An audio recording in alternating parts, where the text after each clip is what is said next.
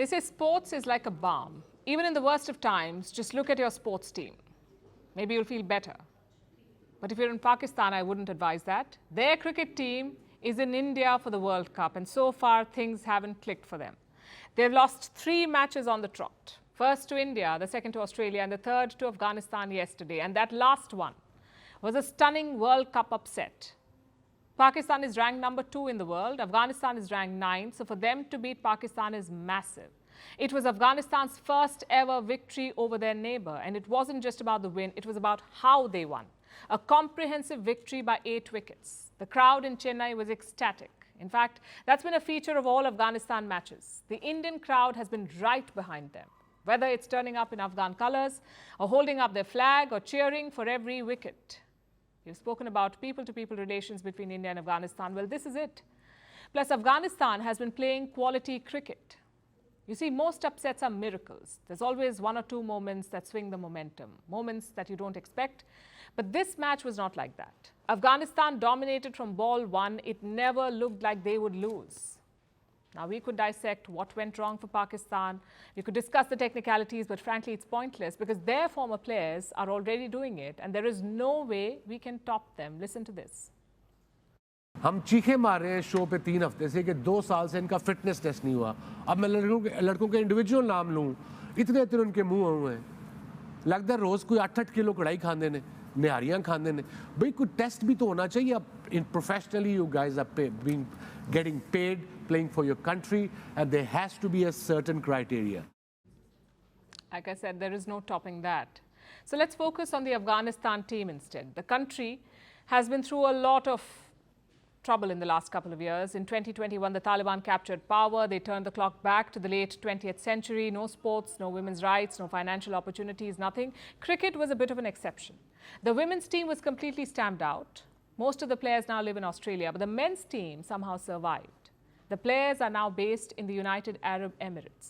Until last year, they played their home games in India, but in 2022, they struck a new deal with the UAE. So UAE is now their designated home.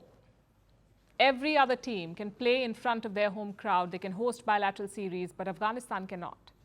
Even their so-called home games are abroad. And think about the players. Many of them have families back home, like Rashid Khan. He's arguably the most popular Afghan cricketer, but in 2021, his family was stranded in Afghanistan. Can you imagine the horror? I'm sure most Afghan cricketers have a similar story, and despite that, they push on.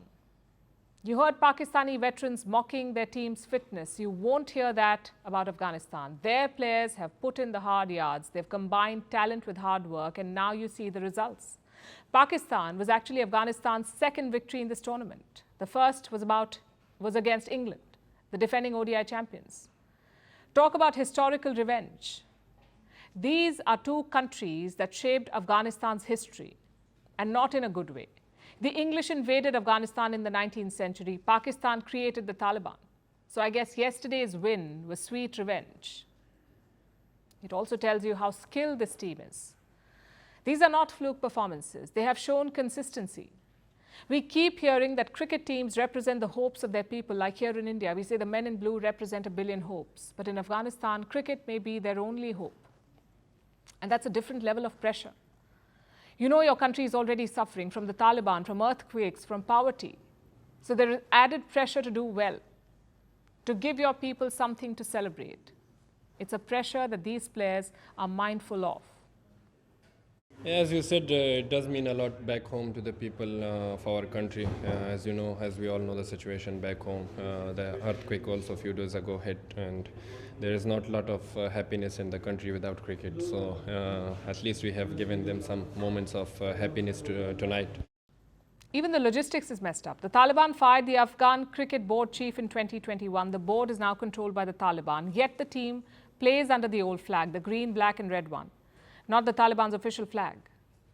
Why do you think that is?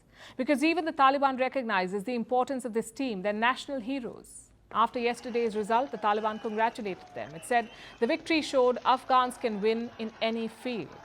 And we agree, Afghans can win in any field. The only thing holding them back is the Taliban. Yesterday's match showed the power of sports. It made an entire country forget their troubles. Afghans hit the streets, dancing and singing. For a brief moment, it was like the last 3 years did not happen. Yet, sports cannot erase reality. The same celebrations were proof of that. Because you heard firecrackers on one side and AK-47 gunfire on the other.